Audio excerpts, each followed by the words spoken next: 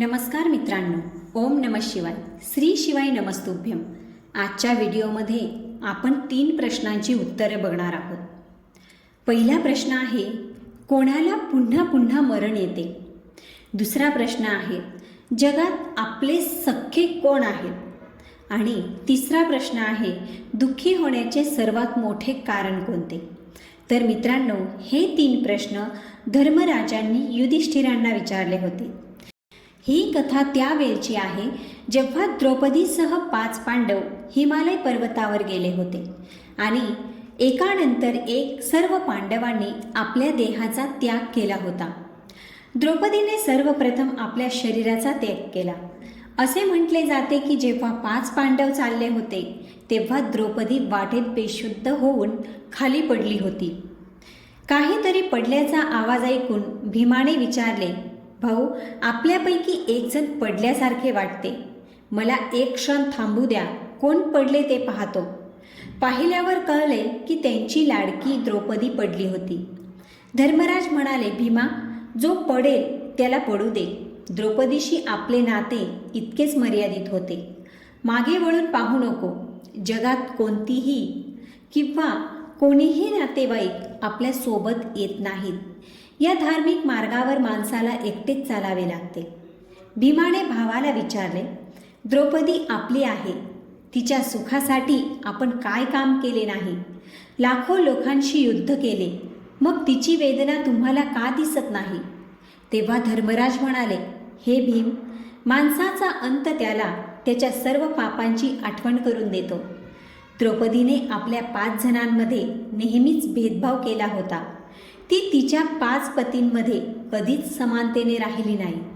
आम्हा 5 जणांपैकी अर्जुनावर तिचे सर्वात जास्त प्रेम होते. या पापामुळेच ती पडली आहे. द्रौपदीला तिथे सोडून पांडव पुढे सरसावले. दुसऱ्यांदा पडल्याचा आवाज पुन्हा ऐकू आला. यावेळी सहदेव पडले होते. भीमने विचारले, सहदेव बंधू, आमचा धाकटा भाऊ पडला आहे. थोडा वेळ थांबा, मी त्याला आधार देतो आणि उचलतो. युधिष्ठिर म्हणाला, भीमा, मी म्हणालो नाही, आता आपले कोणीही नातेवाईक नाहीत. धर्माच्या मार्गात कोणी कोणाचा आधार बघत नाही. सहदेवाला त्याच्या बुद्धिमत्तेचा खूप अभिमान होता. आता त्याच बुद्धीची मदत घे, असे म्हणत तो सहदेवला सोडून पुढे निघाला. काही अंतर चालल्यानंतर नकुलही खाली पडला. भीमाने विचारले, धर्मराजने सांगितले की नकुलला त्याच्या रूपाचा खूप अभिमान होता. तो म्हणायचा की देवाने मला खूप सुंदर रूप दिले आहे, पण आज नकुलच्या रूपानेही मृत्यूला कंटाळले. हे सिद्ध झाले आहे. त्यांनी नकुललाही सोडून पुढे चालू लागले. काही अंतर गेल्यावर अर्जुनचा पाय सरकला आणि तो जोरात खाली पडला. जेव्हा भीमाला अर्जुनच्या गुन्ह्याबद्दल जाणून घ्यायचे होते तेव्हा धर्मराजने सांगितले, अर्जुनला स्वतःचा खूप अभिमान होता. तो नेहमी म्हणत असे, एकट्याने एका दिवसात संपूर्ण जग तो जिंकू शकतो. पण त्याला महाभारत युद्ध जिंकायला 18 दिवस लागले. तुला तुझ्या ज्ञानाचा खूप अभिमान आहे. मग या परिस्थितीत लढून आणि जिंकून दाखव. मित्रांनो, अशा प्रकारे अर्जुनला देखील तिथेच सोडून दिले. थोडे पुढे गेल्यावर भीमसेनही खाली पडला. भीम ओरडला आणि म्हणाला, भाऊ, मला माहीत आहे तू मला परतही पाहणार नाहीस, पण निघताना माझ्या चुका सांग.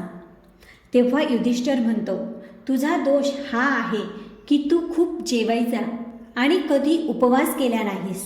देव एकदा खातात, माणसं 2दा खातात, दानव 3 वेळा खातात, कुत्रे 4 किंवा त्याहून अधिक वेळा खातात. भीम खूप खादाड होता, भोजनाचा भक्त होता. त्याला आपल्या सामर्थ्याचा आणि शक्तीचा खूप अभिमान होता.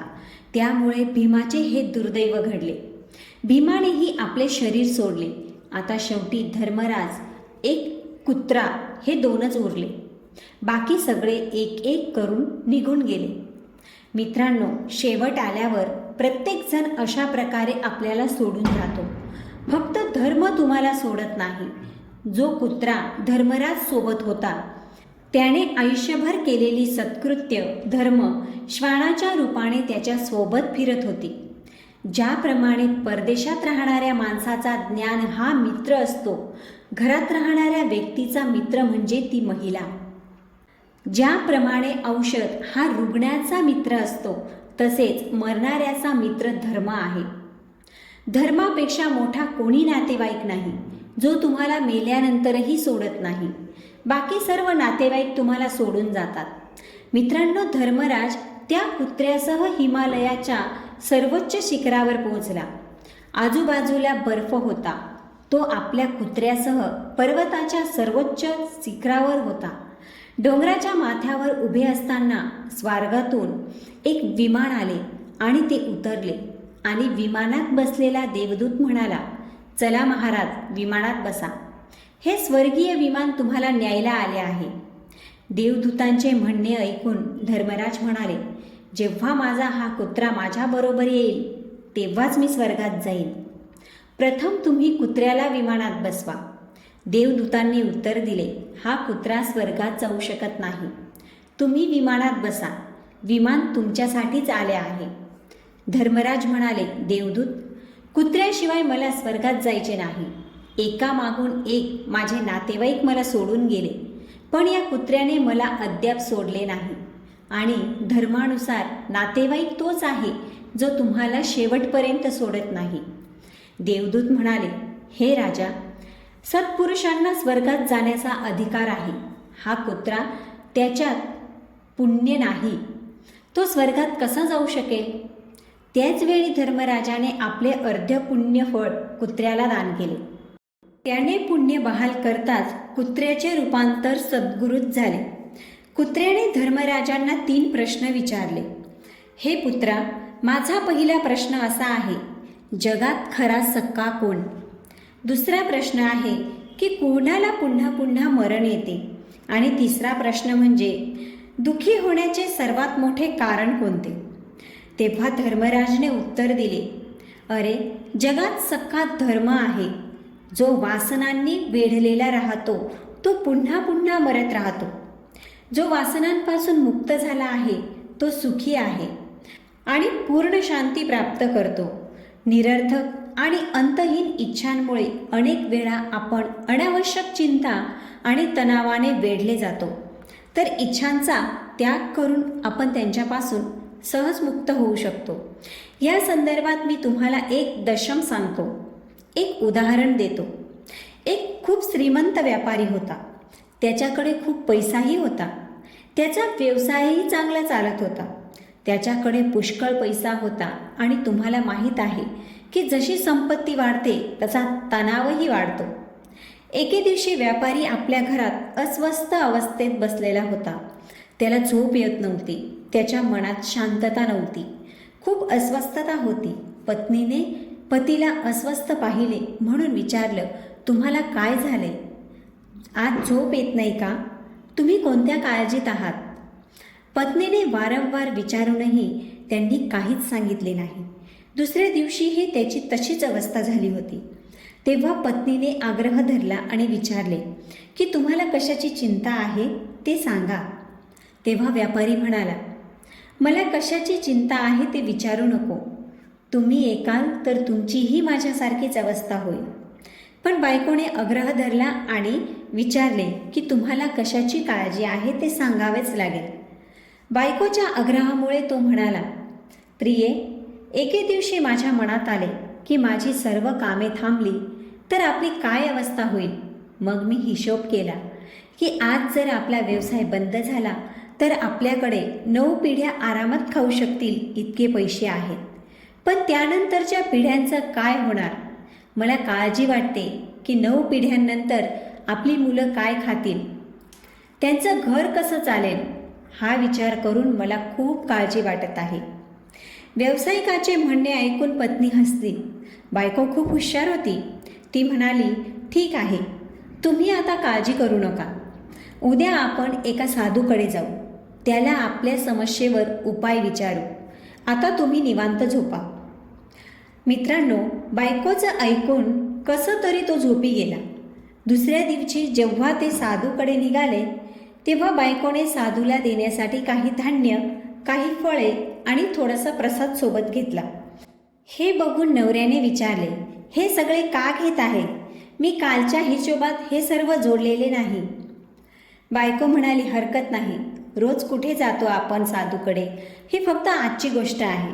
व्यावसायिकाने पत्नीशी सहमती दर्शवली. आता दोघेही साधूच्या आश्रमात पोहोचले. जेव्हा व्यापाऱ्याच्या पत्नीला तिने भेट म्हणून घेतलेला सर्व प्रसाद साधूला द्यायचा होता, तेव्हा साधूने तिला थांबवले आणि शिष्यांना म्हणाले, आत जा आणि पहा की घरात किती अन्न शिल्लक आहे. शिष्याने आत जाऊन पाहिले तर आज रात्रीपर्यंतचे सर्व काही आहे. उद्या सकाळीसाठी काहीच नाही.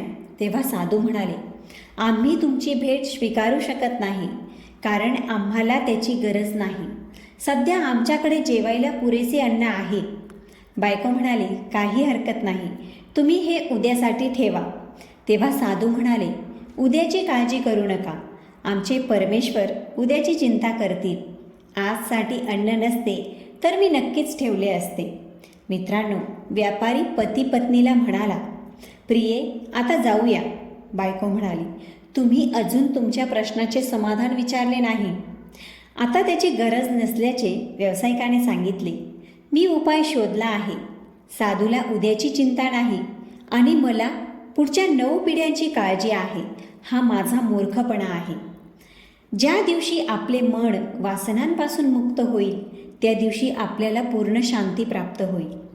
त्या दिवशी आपल्या जीवनातून दुःखाच्या सर्व खुणा पुसल्या जातील. मित्रांनो, व्हिडिओ आवडला असेल तर लाईक अवश्य करा आणि कॉमेंटमध्ये ओम नमः शिवाय अवश्य लिहा.